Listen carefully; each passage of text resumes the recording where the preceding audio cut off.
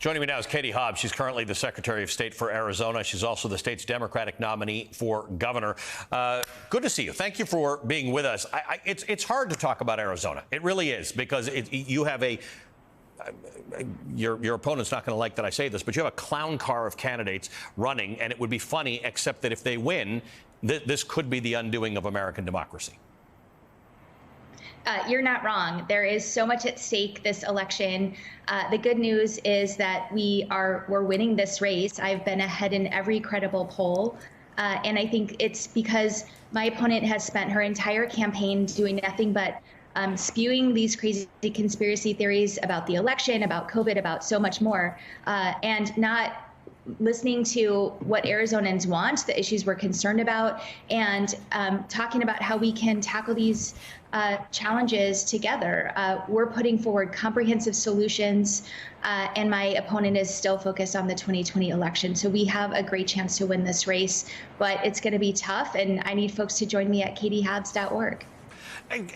Arizona is the state of John McCain and Grant Woods and people like that. How does this go over with the Republicans? I mean, when you live in Arizona, you got to know Republicans. You must interact with them all the time. Do they look at this bunch who's running and say, this is nuts?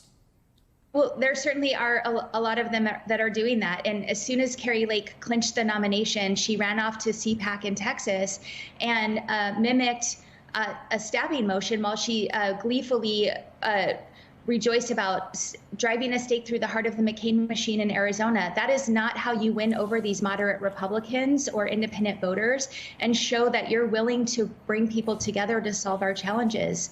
That's why we started a coalition of Republicans for Katie. We've released the first list of that, and it is continuing to grow. And that's how we're going to win this race. Let's talk about the scary path that we go down. If Mark Finchem wins or Kari Lake wins, what control might they have over the apparatus of democracy that could play out if we have another election like we had in 2020? Well, I think it's scary to think about because these folks are dangerous and they don't understand how elections even work. Right now, they have a lawsuit that they just appealed the ruling on, dismissing it, to end the use of tabulation equipment to count ballots. We'll be counting ballots next year if that's the case, with not a lot of accuracy. And so they're continuing to pursue these crazy ideas that would just so much chaos in our elections, make administration more difficult and make it harder for people to vote. That's the intent here. And we've seen this kind of attack on our democracy continue to ramp up since 2020. They certainly have their sights on winning seats in 2022 so that they can change the rules and overturn the will of the voters in 2024. Why, Kari Lake objects to the fact that you won't debate her. She seems to want to debate you. I assume you're weighing the benefit of giving air to her lies, but tell me about your thinking. Yeah, I mean, absolutely. I am not going to share a stage with her while she does nothing but spew these crazy conspiracy theories. If you, the GOP primary debate made national news because she made a spectacle out of it. And I don't have any intention of being a part of that same kind of spectacle. I want a chance to have a substantive conversation with the voters about the issues they're facing, about the solutions we're offering, the comprehensive plans that we've put together to address these issues on day one. And that's why I'm going around the state and talking to voters where they're at in their communities. What does that look like to you? Do you get into debates with people or discussions with voters who have been susceptible to the big lie? And what do you do at that point when somebody says, yeah, I think there were problems with the 2020 election in Arizona? You are the Secretary of State. You oversaw that. You have all of the receipts from it. How does that conversation go?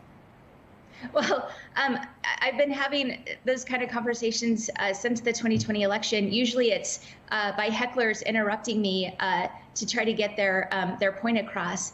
It's really hard to reason with people who refuse to listen to the truth.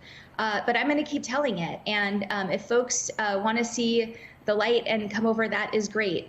They are being misled by these leaders. And these leaders who are using their positions to continue to spew these conspiracy theories and lies just to gain power in the next election. Katie Hobbs, good to have you here. Thanks for joining us. Katie Hobbs is the Secretary of State for Arizona. She is the state's Democratic nominee for governor.